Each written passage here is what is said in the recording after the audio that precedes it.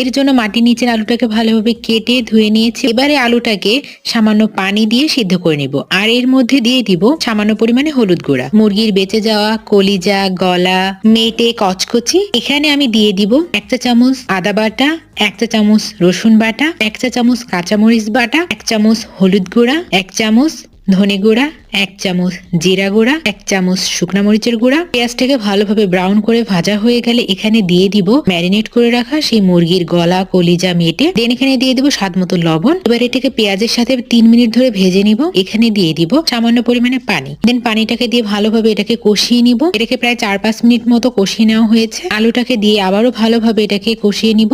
এভাবে কষাতে কষাতে যখন খুবই ভালোভাবে কষানো হয়ে যাবে তখন এখানে দিয়ে দিব 2.5 কাপ পরিমাণে পানি। পানিটা দেওয়ার পর আবারও নাড়াচাড়া করে এটাকে ঢাকনা দিয়ে ঢেকে দিব। 10 মিনিট পর আমার আলুটা সিদ্ধ হয়ে গেছে। আমি এটাকে কড়াই থেকে নামিয়ে নিব। এবার এর উপরে দিয়ে দিব গরম মশলার গুঁড়া। এই তো তৈরি হয়ে গেল মাটির তলের আলু দিয়ে তরকারি।